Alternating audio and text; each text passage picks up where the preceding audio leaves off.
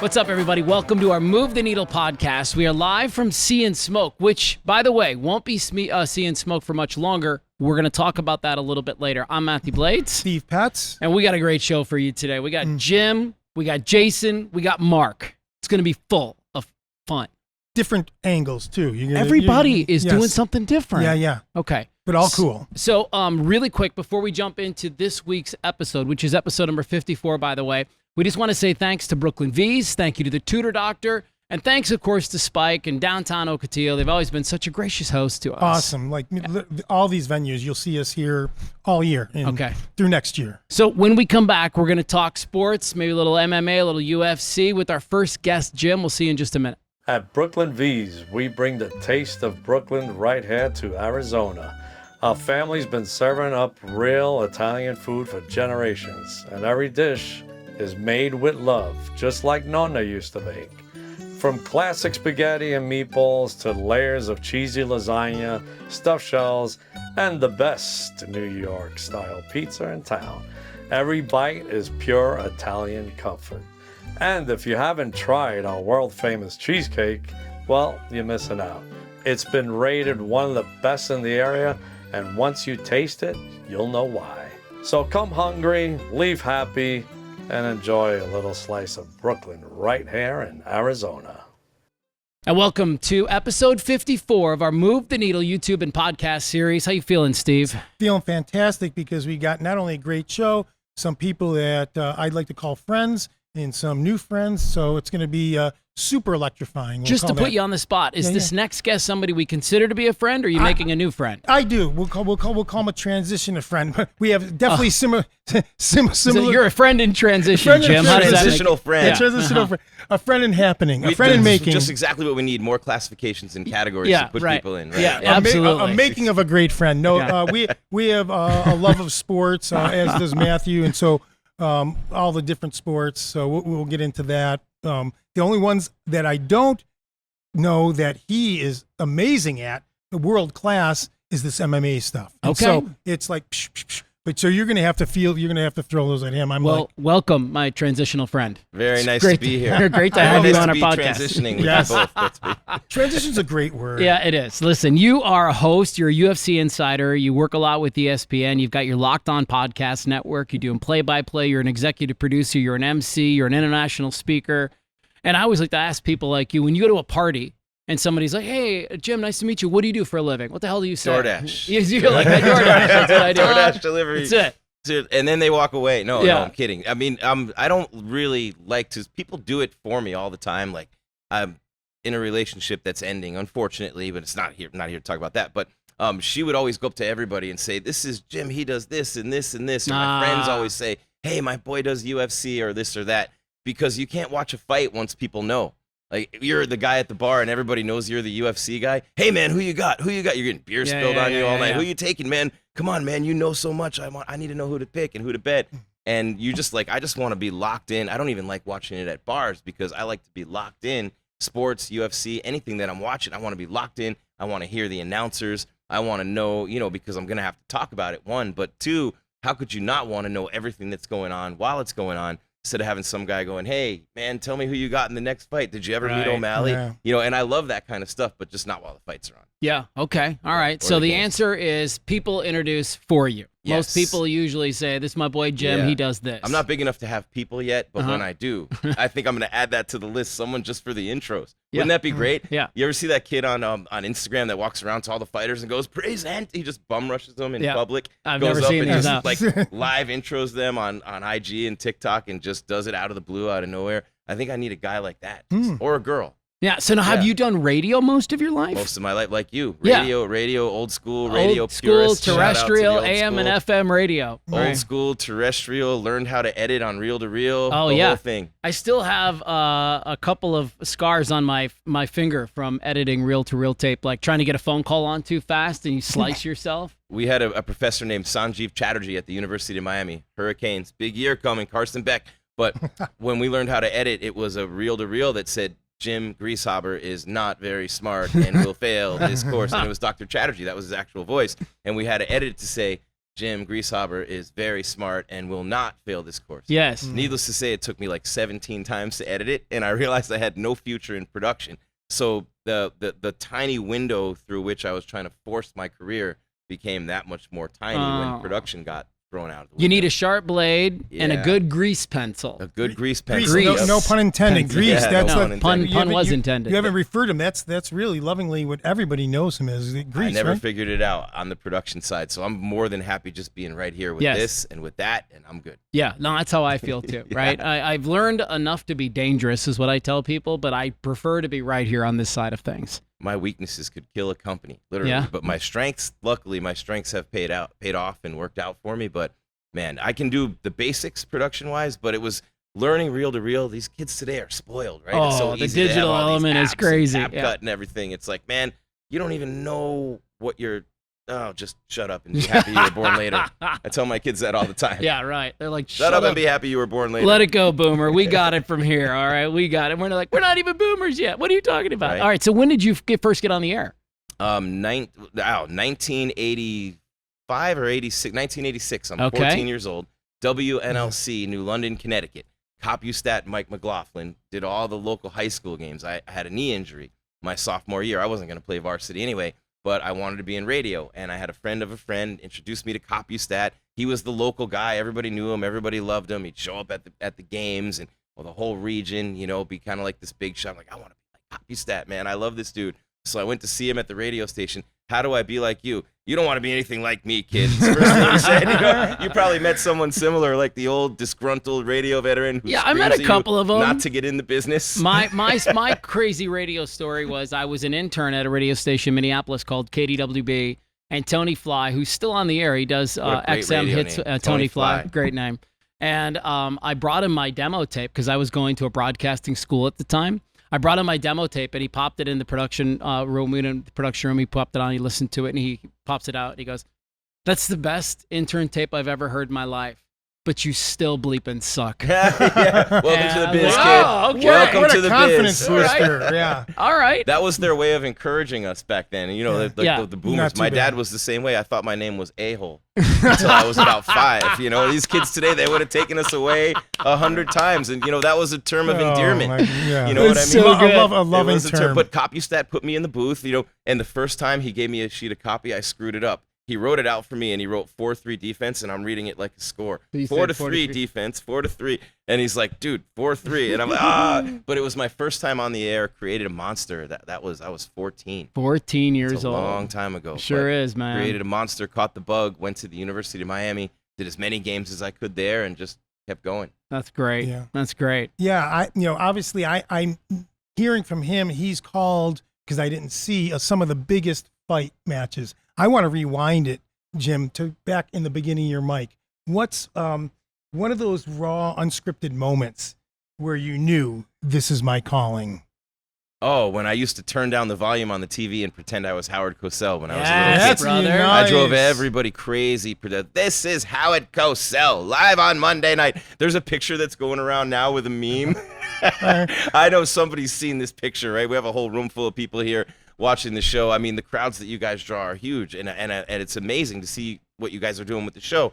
But I think about the early days, right? And there's just it's unbelievable when you go back and you think about what sports used to be. There's a meme of Howard Cosell in the middle during Monday Night Football. He's doing an interview with O.J. Simpson and Bruce Jenner, and one on either side.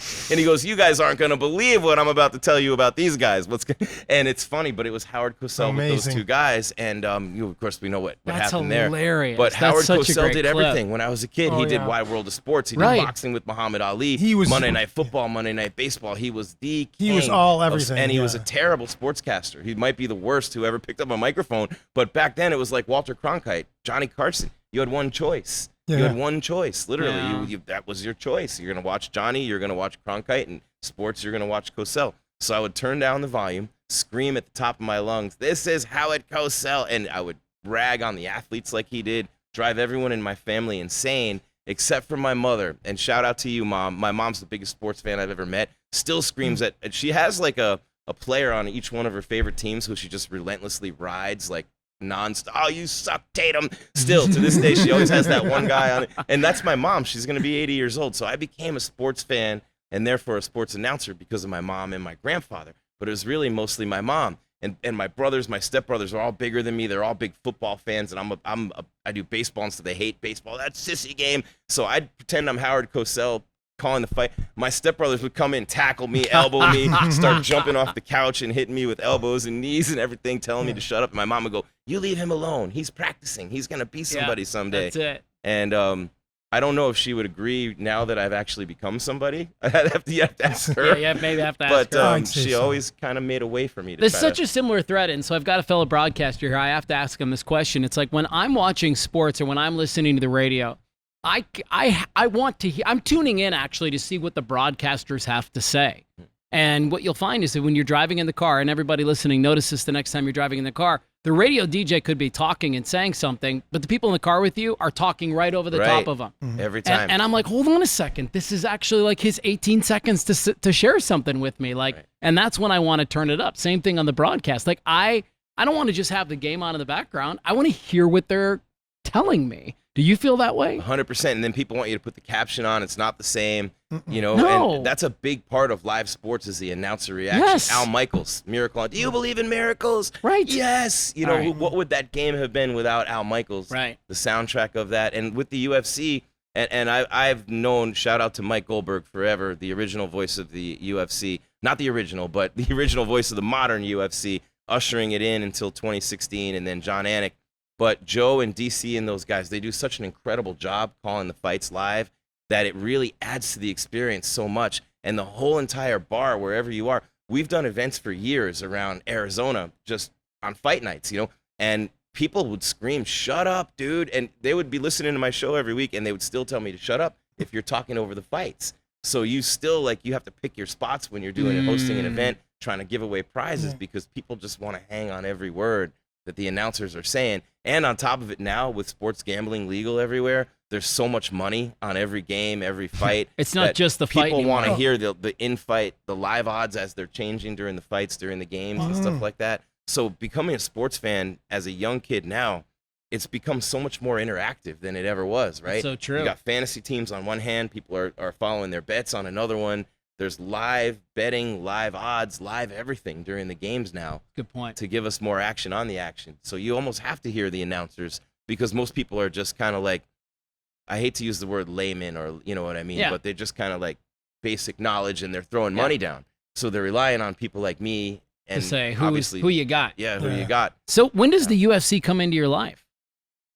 2010. Okay. How? Oh, this is a great story. So I was the voice of high school sports in Arizona for years for the AIA, and they do a great job. Shout out to the AIA. I did myself and Craig Grieshaber, and we did a weekly show on Arizona sports, you know, the ESPN station for 4 years.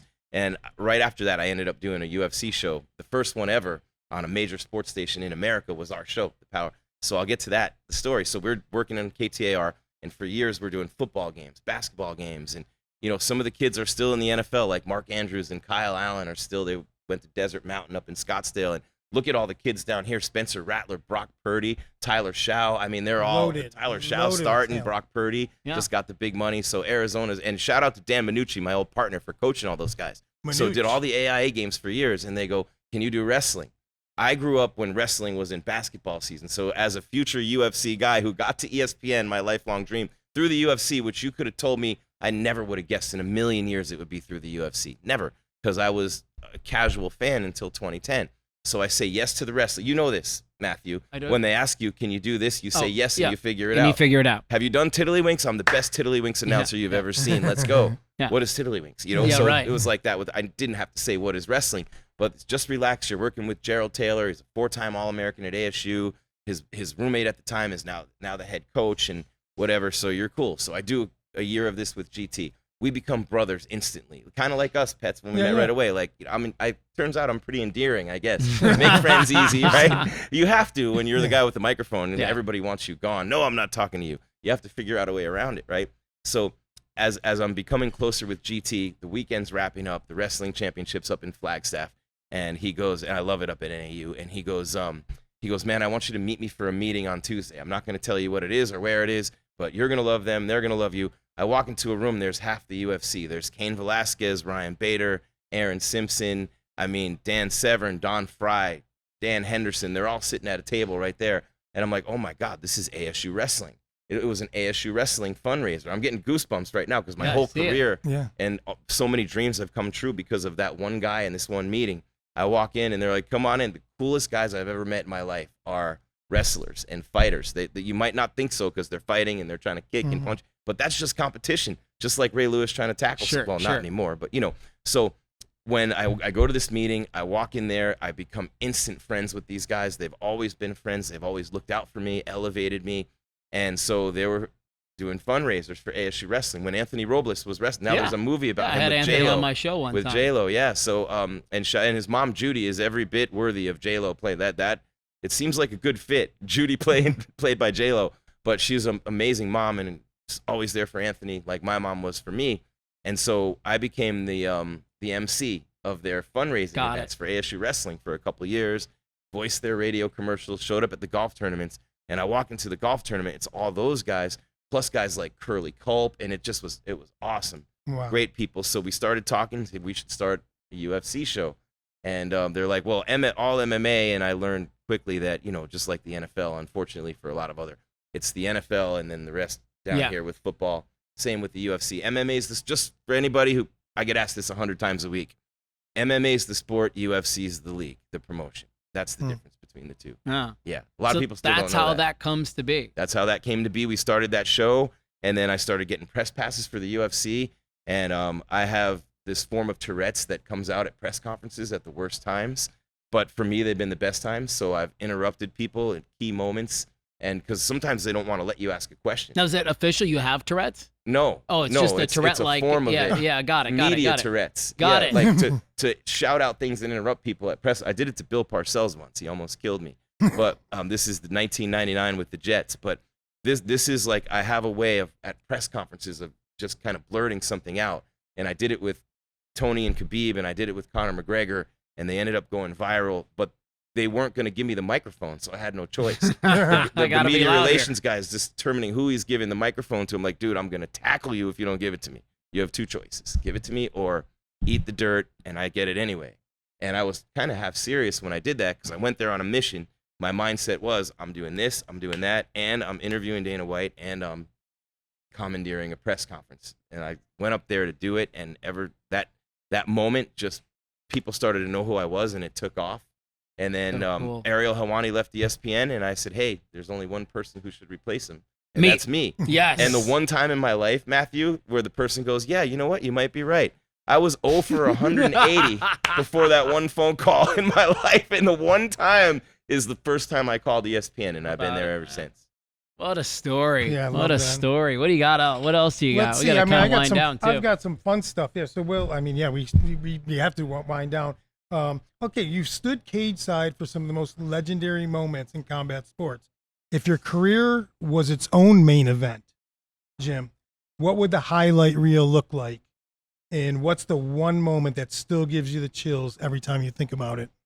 Ooh. Well, I mean, we just got that. That's one. He's got another one. Gives me the chills is when, gives me the chill. There's so many, but when Chris Weidman knocked out Anderson Silva with that left and nobody could beat Anderson Silva, and we knew Weidman, he was one of our boys. We were with him the whole week with Ryan Bader and Aaron Simpson with the whole Power MMA show crew, and he gave us this access and just a super cool dude and a wrestler, and he beat the unbeatable that night. And just to watch that punch land, and when the unbeatable gets beaten and you just can't believe your eyes. What are we watching? One of those moments. And then the other one was when Khabib and Tony Ferguson were going, you cannot fight in street, you American guy. American, I eat you in street fight. You cannot fight in street. It was my question. And it went like 100 million viral. And of course, everybody cut my question out. But the answers went viral, and I'm going, that was me. I swear to God. I teed that up. I want to know, because I watch the UFC from time to time, but I'm one of these guys who, when I watch it, I'm really anxious while I watch it. Like, it makes my butt cheeks clench a little bit because I'm so nervous about what's getting ready to happen to these guys. So here is the lead into the question. What is the most disgusting injury you have witnessed ringside? The most disgusting injury I've witnessed. That made everybody ringside. In the room go, oh. I called a fight here in Arizona, and I don't want to I probably wouldn't say the fighter's name. I don't know at this point, but one of the fighters from Tucson got knocked out, and some of the smaller promotions don't have the budgets for the cage like some of the bigger ones, and the way that the cages are constructed is not always the safest, and sometimes the bottom's not as cushioned as it should be. And this kid got dumped on his head, on the back of his head, on an area of the cage with exposed concrete that nobody saw beforehand. So he was out cold for an hour and 45 minutes before the fight card could even continue. They almost called it. But to just witness someone there laying out cold for that amount of time and no one can do anything, that was probably one of those moments that, you know, it was an accident. It didn't have anything to do with anything that happened in the fight. It was more the shoddy preparations and construction of one of the local promoters.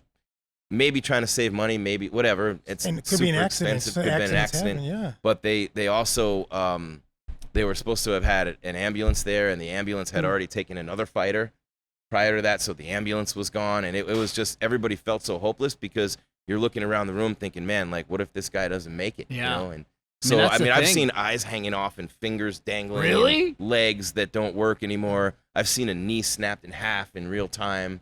I've seen a guy get knocked out, and as he hit the ground, snap the other guy's knee in half just by instinct. Crazy. Some things like that happen, but that's what happens. You train for it. You know, you get broken fingers, stuff like that all the time. But, you know, it's just something when it's in your blood, just like radio. Yeah. You know, I mean, we're not getting physically hurt doing radio, but the mental and spiritual mental abuse, damage is plenty. Decades in this business, you know. You guys are beat up. Look at your beat Petz up. doesn't know these decades. Decades. Yeah, I got my own decades of stories. Save the stories for your kids. Well, I'm so glad that you came on. I know that Chandler's got a special place in your heart. You kind of grew up in this hood, and you got some great stories. Yeah, please. Real quick. What he's doing now is really cool. This weekend, got a chance to watch his live broadcast of Locked On with the Dolphins. Before we break, talk a little bit about the excitement, what's going on in your life right now, where people can dial in right here locally and hear you. This is great because Locked On Dolphins postcast, Locked On Hurricanes, my alma mater, they're going to have a good year as well. So after every one of those games, I'm on live, and it's on YouTube live, and then it goes to Roku, and then it goes to all the audio wherever you get your podcasts, you know, Spotify, Apple, iHeart, Stitcher, Podbean, all those. I say them 1,000 times a day, it feels like. But that job really got me, talking about the word that our kids use, boomer, that really got me into the modern world quick because I'm using Podio and StreamYard, and I'm using like 5 different platforms at one time and producing my own show. I've always had a board op in radio, like someone pushing all the buttons for me, which is why I always felt like, you know, guys like Dave Pratt who could do his own, and I'm like, your brain is just ridiculous. Yeah, I ran my own gear all my whole career. You did? So people like you always amaze me because the quadrants of my brain don't work like that. Really? Like Phil Collins singing and drumming, I'm like, you're a legend. I would be on the radio, headphones on. I'd have one ear off so that I could hear myself talking. I'd be editing a phone call. He's one of those guys. While I was talking they'd be like, you know, Mix 96.9, it's Mathew Blades in the morning, and I would be over here like editing a phone call and hit it live and just keep running. Glue, man. Folks, it's called the Living Legend. Yeah, Living Legend, man. It really is. That's a special skill to be able to do that while you're on live. And I'm still kind of like the 2-fingered typist. Pretty good with that, you know, like, but you can't call yourself a typist when you're 2 fingers, right? But yeah, man, it's cool what you guys are doing. I love being a part of this. My kids grew up in this circle right here. Really? They went to Jacobson Elementary. My oldest went to Hamilton. Done a lot of work with the city council, the mayor, the old mayor, Jay Tibshraeny, and the new mayor, Kevin Harkey. We marketed. Next time he comes back, we'll tell you about the time he pissed them all off. Yeah, I haven't done anything locally in a while here, but it's nice to be on a show like this that spotlights the community, right? And showcases people who make the community what it is. Yeah. Love it, man. Well, listen, thank you so much for coming on. Yeah, really appreciate it. It's good to meet you, man. Yes. I saw Mark Stewart coming in. I'm like, that's my guy. Oh, yeah, Mark Stewart's going to join us in just a couple of minutes. When we come back, we're going to take a quick break, let you hear from our sponsor. Plus, we have an exciting announcement about what's happening here at Sea and Smoke that I want to plug you into. But we're going to sit down. You're going to learn about this organization called Phoenix Legacy. We'll see you in just a minute. Hi, I'm Kim Selchin, owner of Tutor Doctor of Ahwatukee, Chandler, and Gilbert. We understand every student is unique, which is why we meet them where they feel most at ease, whether online, at home, or in a public space. Our academic coaching is designed to help even the brightest students overcome organizational challenges, sharpen study skills, and build confidence, empowering them to achieve their best. From kindergarten to adult, we believe every student can be successful. We also have expert SAT and ACT coaches to help teens with college admissions and scholarships. I'm excited to learn how we can partner with your family to help today's learners become tomorrow's successful adults. What's up, guys, and welcome back to our Move the Needle YouTube and podcast series. I'm Mathew. This is Steve. How you and doing? We're about to sit down with Jason here in just a couple of minutes. Really quickly, I just want to say thanks again to the Tutor Doctor and, of course, Brooklyn V's. They are proud sponsors of this series, and we cannot get this done without them. I guess we could, Steve, but we wouldn't eat. We wouldn't like it either. It wouldn't be much fun. It wouldn't be fun. Yeah. No. Our next guest is Jason Bressler, and there's a history here with Jason and I. I'm dying to hear. And I can't wait to kind of like catch up and see what he's up to. I know you're into some consulting now. You've started this new thing called Phoenix Legacy, and we'll get to all of that stuff first. But how are you, man? I am doing really well, thank you. How are you? I'm good. It's good to see you, man. Our paths crossed a number of years ago. Yes. And I mean, you can share a little bit about that story and that meeting. Yeah, when I was at a local sleep store, I saw Matt, and he did an incredible job, as he's always done throughout his career, and I followed him for many, many years. And it's such a pleasure to see you again, and I'm so honored to be here. Thanks to you and Petz for having me. Did here you ever today. jump into one of those sleep number beds? Did you get one? I actually did not. Okay. But They're a little expensive They're for a lot of pricey. people. They're pricey. Yeah. but I will consider them in the future for sure. Yeah. So I know nothing about this. So were you a spokesman? I'm seeing an event. You were I doing probably commercial? was a spokesperson for Sleep Number for a decade. Oh, Yeah, I and they didn't give you one to they. Oh yeah, you had one? I still still sleep have on a one? Sleep Number bed. Really? Oh Nice. yeah, it's the greatest living bed in luxury. No wonder why you look so good all the time. Well all the- rested. Yeah. Like there's never a better bed. In fact, I'll go stay at fancy hotels, and I can't wait to get home. Can we call the management and get them dialed in here? We should be doing a commercial here. It is such a good bed, and well, anyways, good to see you again. Yes. Thank you. So, what are you up to these days? I mean, you're a marketing consultant, so like, where did your career take you? So I ran 3 chambers of commerce You locally. did? Yeah. And yes, and most recently started and sold my own chamber of commerce. My father and I started it, and in 2019 we decided to go a different direction, and I ended up starting a consulting company which assists various clients in different industries with marketing, business development, accounting, HR, and other areas of their business that they need help with. Sounds like the whole gamut. Yes. Yeah. When he Right. was sharing with me, Jason, I thought he, sounded like, really somebody that comes in more like a controller. That's what we used to call it back in the days. Yeah, like an operations manager, sort of operations manager handles yeah. all the things. Is that what your education is in, and that what your background is in? Yeah, my master's degree is in business administration, emphasis in marketing, and then I got a bachelor's degree in communication and studied a lot of business courses during my undergraduate career. Man, I envy people like him and you so much, because that is the hardest part of my life. I mean, look, I always tell people I can do the thing that most people freak out about. Give me a microphone, put me on stage, let me do. I'm good. I'm golden. Let me go. Ask me to run my CRM and follow up with people and create tasks and keep everything organized. My head wants to explode. So I need people like Jason Yeah. in my life. Yeah, it's a different thing. You do when you go to college. You either, just like everything, you get attracted to it or you repel from it, and that's you're trained. Those are the classes you take: operations management, stats, statistics, all those fun stuff. Correct. So Yeah. what was your first gig doing, like your first real business job? What did you do? Well, when I first came to Arizona, my first job was with a postal shop, ironically, and it was right by the Scottsdale home that my father and I lived, and he engaged me in chambers of commerce at the ripe age of 13. Oh, my goodness. Then he also engaged me in marketing projects for several of the business owners who rented out post boxes at the store. And it was such an incredible experience, and it really still resonates with me here today in what I'm doing personally and professionally. I love this, man. All right, so now is it your dad? Have you guys both created this thing together, the Phoenix Legacy? Yeah, so in 2017, concurrently with the Chamber of Commerce that we used to run called the Phoenix Metro Chamber of Commerce, we started initially the Phoenix Metro Chamber Foundation, which was the nonprofit arm of the Chamber of Commerce. And once we sold the Chamber of Commerce, we changed the name to Phoenix Legacy Foundation. And our major goal is to serve charities that assist children, veterans, first responders, and animals. And we put on fundraisers such as pet adoption events, bowling fundraisers, golf tournaments. We also help with volunteering at these charities, such as providing care packages to deployed troops through Youth for Troops, such as providing school supply donations to foster care children at OCJ Kids, such as providing a Gold Star family picnic for Helping Hands for Freedom and the Gold Star families.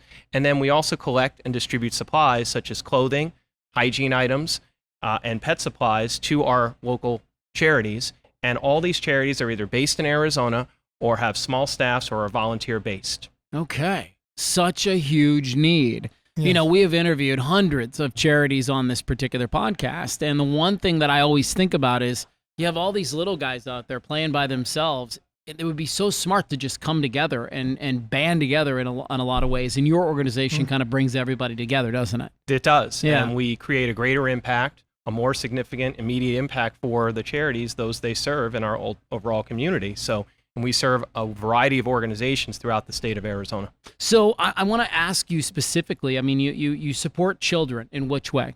So we support children by, for instance, sponsoring larger events where children that are affected by life-threatening medical conditions need help, need support, or as I mentioned, the foster care kids need supplies for school or supplies after they're out of the foster care system, because literally they're given just a trash bag. So we try to give them emergency supplies and immediate supplies so they can continue to be successful in their lives. I know you've been having conversations with this foster system, and so you got to keep Jason in mind for that. We've already shared that. You know, we've had a lot of from guests come on to the different organizations that are really, you know, moving the needle in a big way in that, you know, in that area. So, no, I love that. What else you got for him? I know, obviously spending time with Jason, you know, he's a relationship guy. And he's spent his life really connecting people. It sounds really like it. With the chambers and really what he's doing now in the foundation. What was the exact moment in your life when you realized this is bigger than business? This is a legacy. Well, when I realized when I was very young that there was a family that literally the house burnt down and they didn't have anything. And I, along with my father at the time, we really wanted to show them that we cared, that they're not by themselves, that they have people who are going to come through with supplies, with guidance, with support. So we were able to literally help them get back on their feet by providing the necessary supplies and support that they needed during a very bad tough time in their life, for sure. To when I was younger and I moved here, I didn't know a lot of people, and luckily I had people like my father, my mother, but I also had people here that helped guide me and inspire me to help other people's dreams come true, to show people that you care, to show our veterans, not just say thank you for your service, but show them that we care about them and that they're not alone and that we want to help them. How are you supporting vets?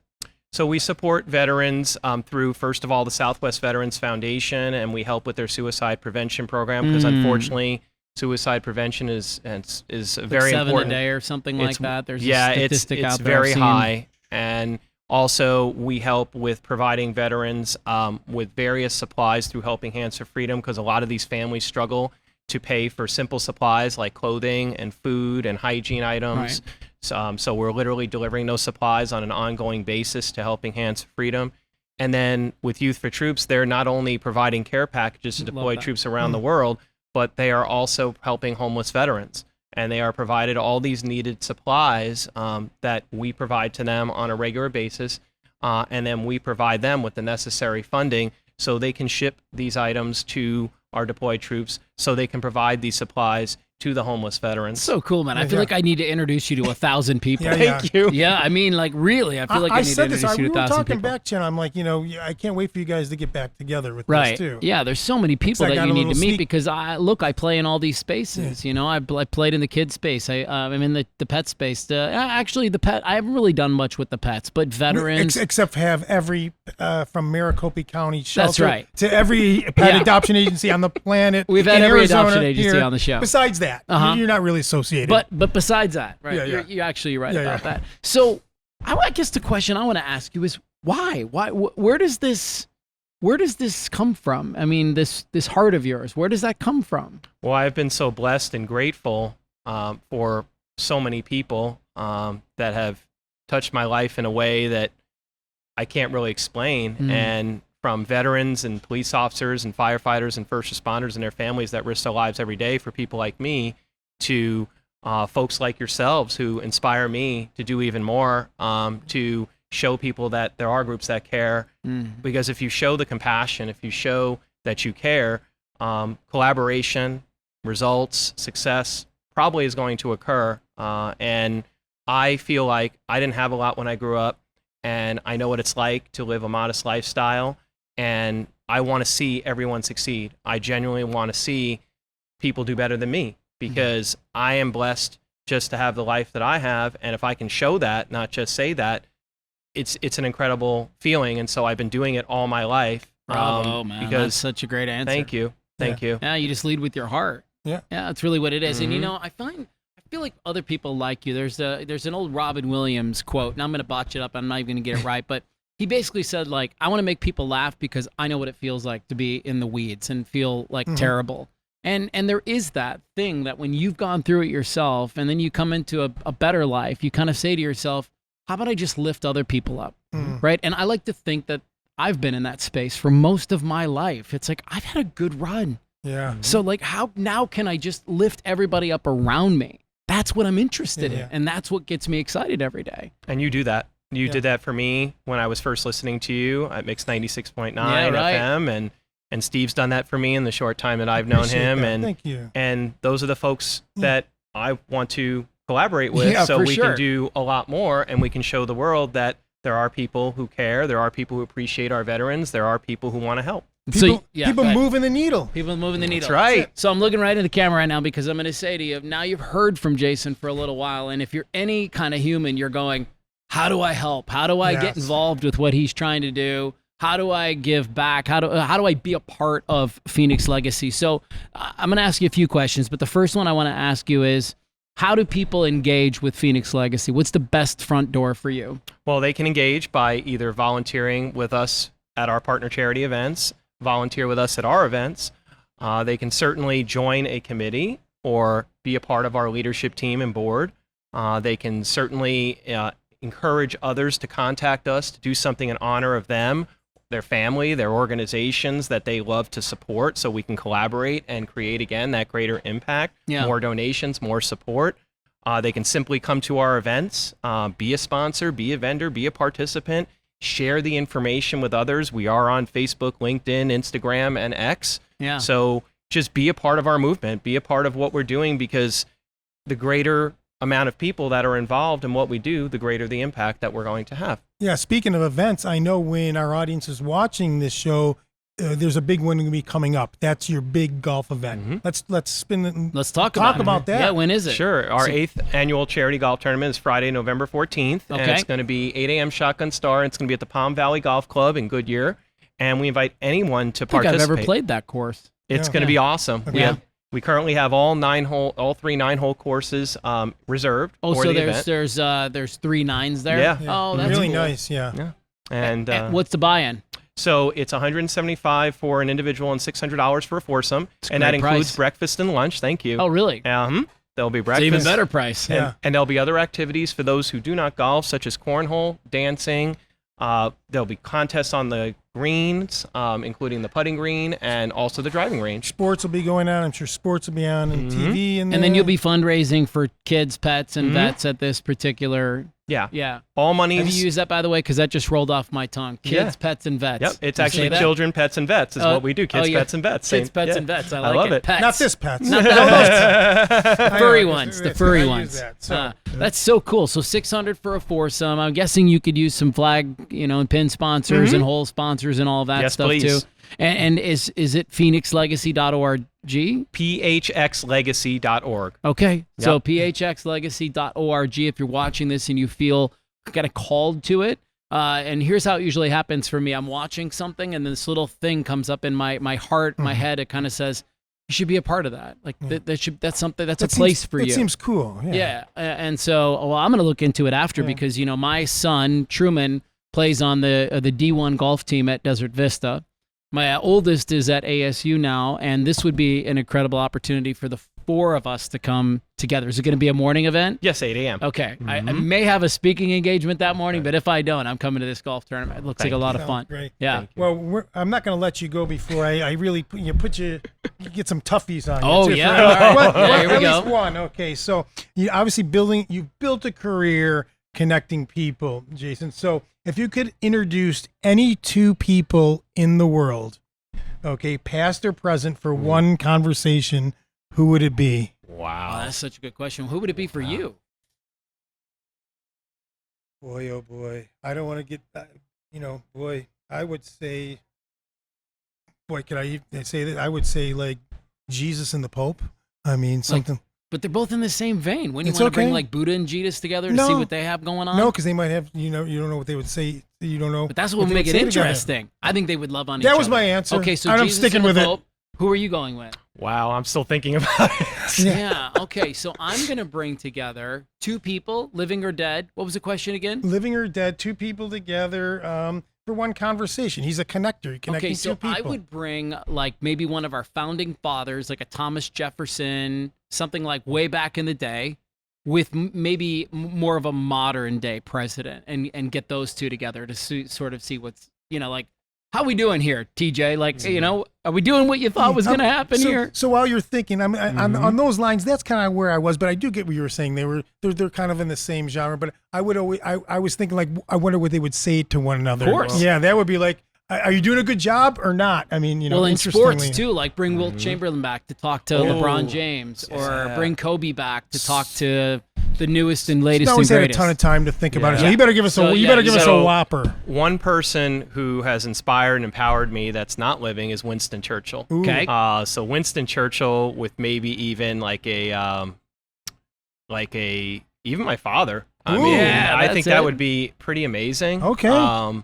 Just to listen to that conversation and learn and just be inspired. That's a great answer. I'm going to change my Yeah, answer yeah. now, because I would like to bring Wow. back maybe like one of my great grandpas and my dad. Mm. And like and because they both died when I was so young, that it would be an amazing opportunity to sit down and talk to them about their lives. I just don't know much about them, Interesting. and so that would be a lot of fun. Well, that's great, man. Thank you so much. And I'm not changing, because I still think that there would be an intriguing conversation. It's a good pay-per-view. Yeah, it would be It's a good good pay-per-view for sure. Yeah. Thank you. All right, Jason, thank you so Yeah, much thank for you. coming on. Thank you. It's It's so great to great see to you. reconnect Good to with see you. Yeah. And I love what he's up to. Keep doing so the good work. look Thank him you. up at Thank you. phxlegacy.org and get involved. The golf tournament is at Palm Valley Golf Club on November 14th in the morning. $600 gets you a foursome, 150, 175 for an individual. for an individual. Yeah, Okay, so you can link up on their website and take care of that. When we come back, we're going to be visiting with a guy whose name you've seen on signs all over the East Valley around election season. This guy has run for office before. Absolutely. And now a couple. he's on a brand new adventure, and we're going to learn all about that when we sit down with Mark Stewart in just a minute. We'll see you then. Hi there, my name is Mathew Blades. And I'm Steve Petz, and together we host the YouTube and podcast series Move the Needle. And we're reaching out to you because we're looking for incredible guests in our community who are doing just that, moving the needle. So who are you thinking? Restaurant owners, business owners, Yes. educators, coaches. Professional baseball, football, basketball, whatever, former athletes, nonprofit leaders, speakers, authors. If you're moving the needle in our community, we'd love to feature you on our podcast. Really, if you're a person of impact, positive impact, trying to transform You don't want people's anybody lives. with negative impact? No negative Okay, impact. that No seems fair. negativity. That's the only criteria. How about that? All right, if you're interested in being a guest on our Move the Needle YouTube and podcast series, hit the link below, and we look forward to hearing from you. Thank you. Well, welcome back to segment number 3 of our Move the Needle podcast. We are live today at Sea and Smoke, and I promised you earlier on in our video that we would have a pretty big announcement for you. And I believe we're breaking this news on our podcast and YouTube series. Today it would be, by the time the audience hears this, just coming out. Okay. So very, very soon, Sea and Smoke is going to be rebranded as a place called Luca's, and it's going to be an Italian restaurant, and they're going to be taking over, I believe, this and the living room. next door, the So living room. that's actually the big news as well. Living room will be no more. Luca. Will be Luca Trattoria. Yeah. Trattoria. Is it going to be Luca? a trattoria? That's what, did somebody say that or Yeah. no? Are we throwing I'm that in going there? with that. Okay. I mean, that's an Italian We'll restaurant. throw that in there too. So yeah, they're going to take this whole area. So yes, that is great hot news off the press. Yep. Downtown Ocotillo going to have Italian restaurant. Should be good. Yes. Our next guest is Mark Stewart, and as I alluded to earlier, you've probably seen this guy's name on a sign from time to time as you've been running for office and jumping into that circus for some reason. But how are you, man? We're doing well. It's good to see you. Life is good. Yeah, is it? It really is. I Yeah, know. it's fun. I want to talk about game day and all the cool stuff that you've got going on right now. Again, he's one of these people that he's doing so many things. It's like, how do you introduce yourself at a party? What do you tell people you do? Yeah, it's funny. Usually I ask them what they do. It's a little bit easier, but I'm busy and I enjoy it. Like I wouldn't have it any other way. Between being my family, with the game day business, with politics, with everything else. I've got a marketing agency as well, and so I just hustle. You just fun. hustle. Yeah. So you're a former vice mayor and council member of the city of Chandler, Right. advocate for innovation, opportunity, community, and transparent governance. You're a Maricopa County Board of Supervisors, District 1. That's correct. These are current?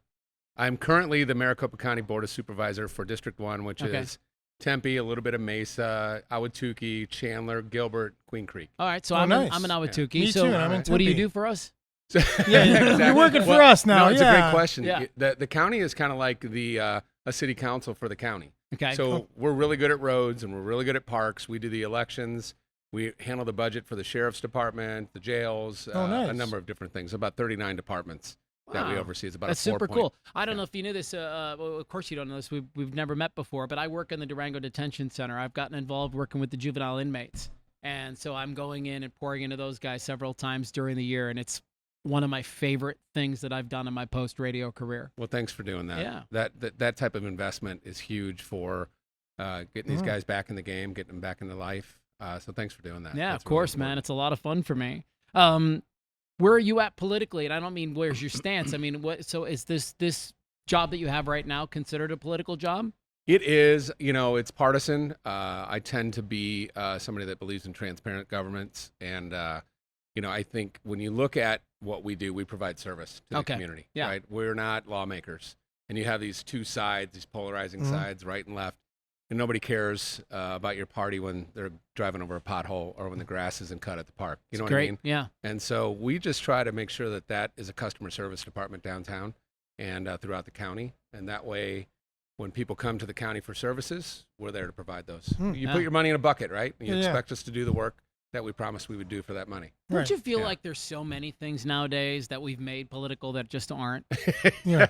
I think so. Like almost everything feels political, and it's not. It doesn't have to be. Right. No. It doesn't have to be. No. Because then there's guys like me in the middle that aren't on either side. Like, so where are you? You know what I'm saying? Like, you're not even involved in it. So, Right. to your point, and it shouldn't even matter. Yeah. We're going to get to the point where we look at each other, we're just humans trying to all survive, right? Your lips to God's ears, man. What's the difference, right? So what are you, where'd you grow up, Mark? So I grew up in Missouri. Yeah, what part? Born in Milwaukee, but I moved there when I was 6 months old, so I don't remember much about that. But the St. Louis area. Okay, so we have a couple things in common here. I did some radio in Milwaukee. Okay. I worked for WKTI in Milwaukee, which is a big radio station there. And I lived in Florissant, Missouri, went to Hazelwood Central. I went to East. You did? I went to Hazelwood East. Yeah. So we No way. This is crazy. This is crazy. Now, what year did you graduate? 92. Okay, I'm an 88 guy. Okay, so about 4 years on me. You guys had a guy named Tony Van Zant that played football there. That was a man Remember him? among boys. He was enormous. He was amazing, Yeah. and I think he blew his knee out at Mizzou his really? freshman year, and then Didn't make it. That's back before they could so crazy. repair your knees and all You that don't good meet stuff, very but- many Hazelwood people. No. I finished school out at Francis Howell.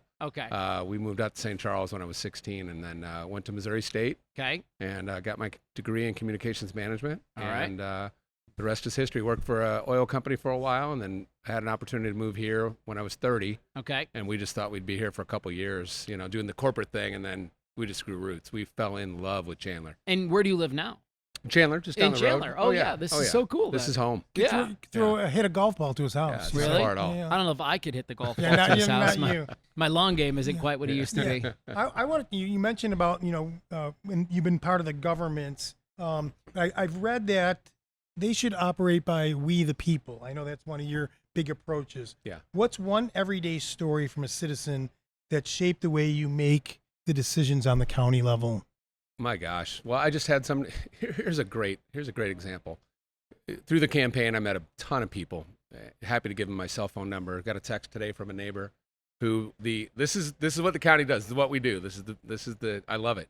So the wash was flooded last week, and all the logs backed up against the drain. Mm-hmm. So when the logs are blocking the drain, Right. it's going to flood her yard. She sent me a text. I said, send me an email. I'll have staff get on it. Like, that's the everyday stuff that we get to do in city councils and the county that provide that service. Super cool. Yeah, Direct so- connection to the community. Well, I it love helps. that. It Yeah. helps. But, and sometimes when one of the supervisors asks for something, it gets done a little faster, I hope. But, Yeah, sure. That's the goal. That's why Yeah, they yeah. want your number. yeah, Yeah. but I like that, right? And I've got a great staff. The county staff is phenomenal.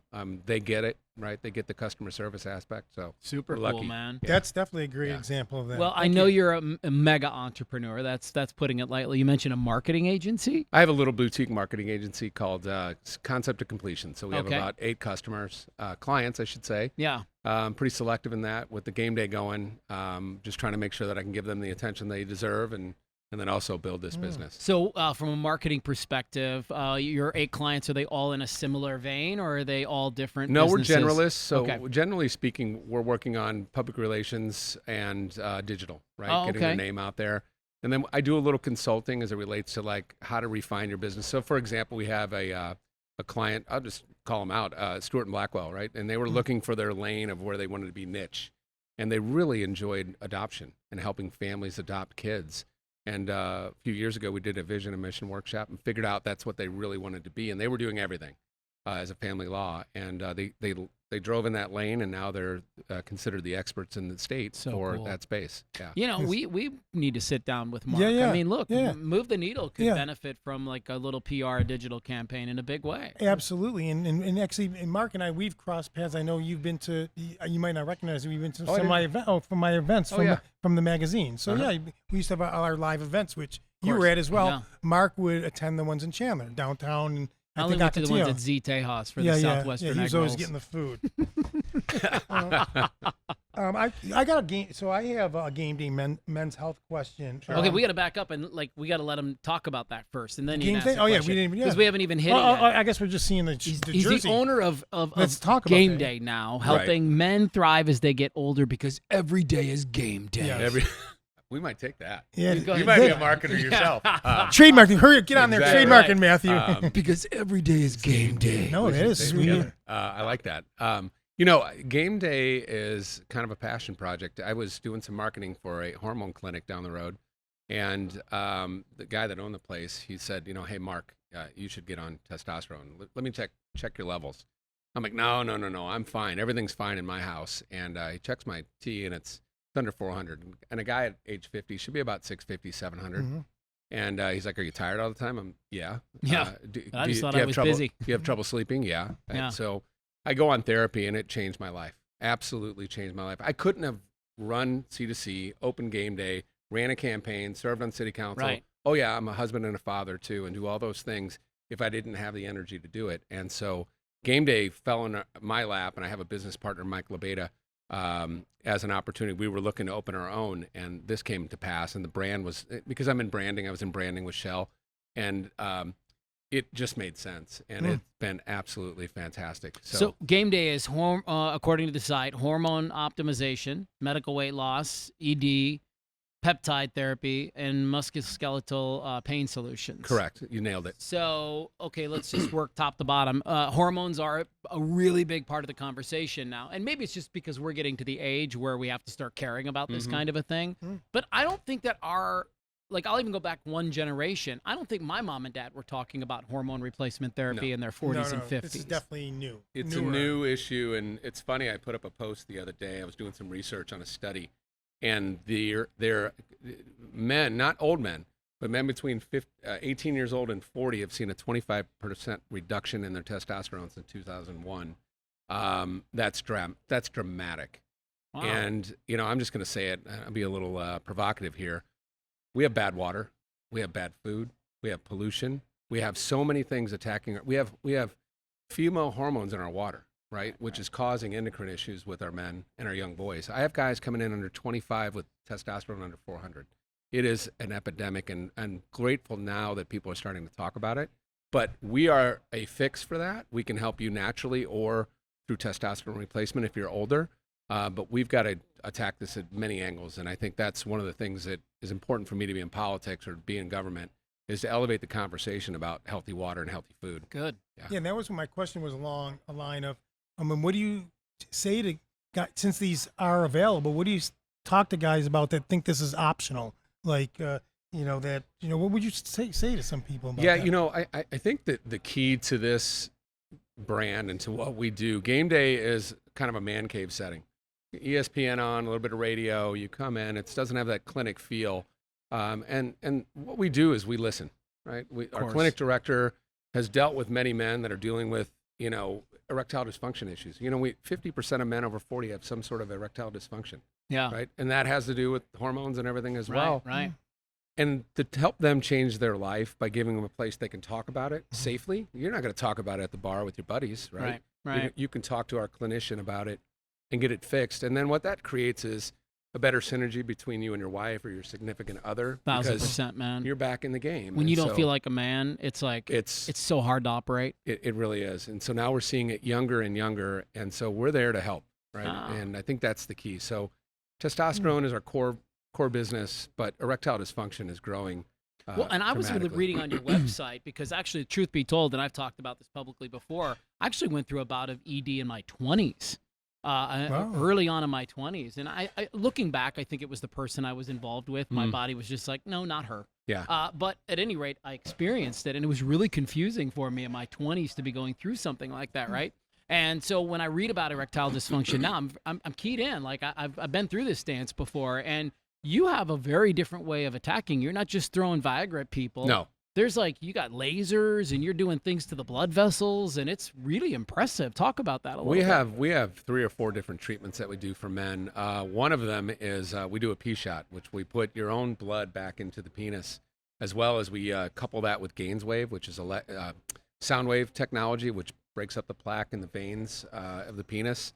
And we see about a 90% success rate with this treatment when they're combined. And so I'll never forget, I had a guy walking down the hallway, and I thought he was in for his testosterone appointment. And I said, "Oh yeah, how's it going?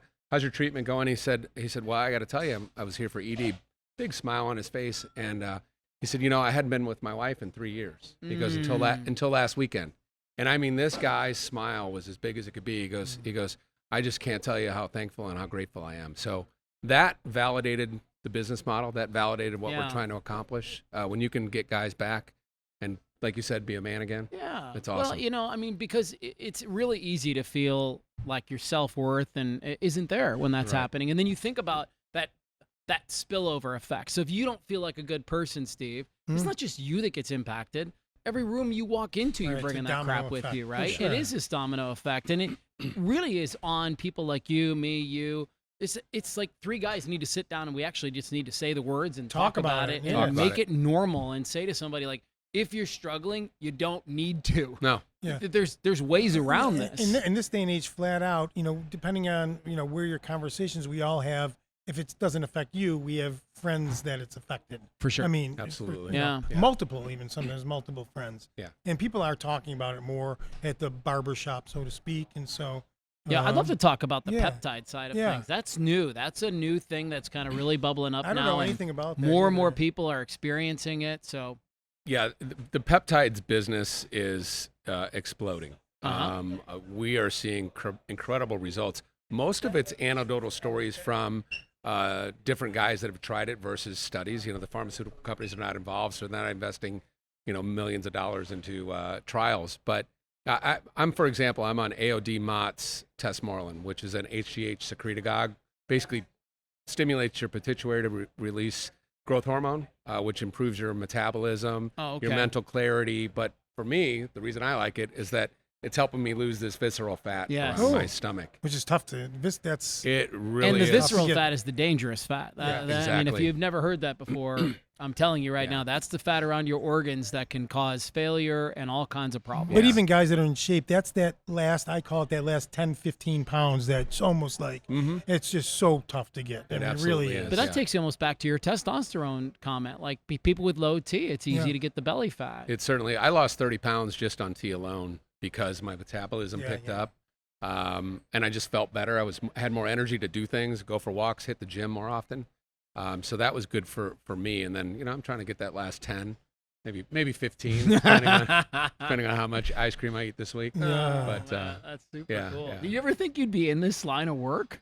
No, and like I said, it happened so fast. 5 years ago, I was just a low T guy trying to get through the day and go to the gym and hated it, and I loved the gym. Right. And then ran into my buddy John, and he said, you got to give it a shot. And then it changed my life. And so now I'm in this space and helping guys get connected to their wives again and helping guys feel better. That's so fun. cool, man. Yeah, Congratulations on all your success. Yeah. We'll have to get you guys in. Yeah. Love it. Love it. The cool thing is that you come in, the test is free. You get a free blood test, right? Sure. And you can meet with a clinician. And even if you don't join, at least you get somebody to talk with, and maybe you can see what your options are moving down the line. Yeah, I think a lot of people just want to know, like, what's the score? That's why I call it, like, what's the score? What's the score? Yeah, like, hey, what's the score right now? You Right, said, where am I? You said 700 should be about the score. You want to know that you're around 700, about there, right? You're saying? Well, here's the deal. That depends. Well, it depends on the guy. Like, I was talking with a guy. He's at the Armory, right? Military guy today at the Biltmore office, and he's at 900. Feels like $1 million.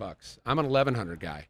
So you treat the symptoms. If you're tired, maybe you're great at 800. Okay. Right, depending on what that is. And I do pellets, so they put little like Tic Tacs in my butt. Okay. And then it lasts for about 6 months. Most guys do shots, and you can. And the thing about shots is you can move your numbers up or down depending on how you feel. Yeah, I did trochees for a little while. Oh, okay. Yeah, and I didn't enjoy that was not a good place for me to go down. Yeah. I experienced a lot of agitation and anger when I got on it, which I know is, for some people, is the thing. Yeah. And that's where we kind of dial it down a little Right. bit if you start to feel agitated. And I'd be interested in seeing my numbers. Last time I went, ageless male, probably, another place.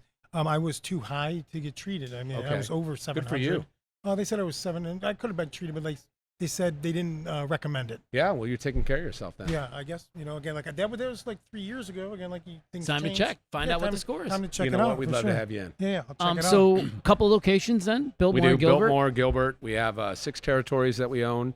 So we will open in West Chandler and Queen Creek in probably the next year. Super cool, I know. man. Yeah. Look at you. Yeah, it's, Creating a little legacy yourself.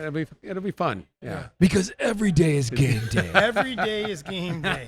Trademark. I like that. folks. Yeah, I like That's how we're gonna roll, man. call your Well, it's great manager. to meet you. Yes. Yeah, no, I'm Put a delighted name to be the here. name to the sign. Yes. Right, a Thank face you. to the sign. Thank yeah. you. Yeah. Yeah. Thanks for coming on. Any hard-hitting Yes. questions there at the No, very end? nothing. For Mark, I said, obviously for me, I was intrigued. He's juggling the county, the businesses, family life. I'm always looking for those funny, unexpected things that have happened while you're wearing all those hats. Like one day you're doing family stuff, and then the county's calling, and then somebody you're on your way to ageless male, and somebody's one of those deals. Well, I think one of the things that's been important for me is Siri's my best friend. You get in the car, and I just on the way over here, I'm doing county stuff on the phone, and I'm talking to my business partner in between breaks here about game day, and so it's just taking one hat off and putting the other one on throughout the day, and so that's exciting. But all of it matters to me, right? Yeah. Like I feel like I have a purpose to help men live a better life, and then the politics. I think people just want somebody that's transparent, they can trust, Yeah, sure. right? And I believe in that. I think we all want our government to be accessible, Sure. but just tell us what's going on. We're we're grown-ups. Yeah. Right? Don't hide anything from us. So those are the big things. And then, I couldn't do it all without my wife. course. She is the she's a rock, and she supports all of this, and she loves it too. So Super it's cool, fun. man.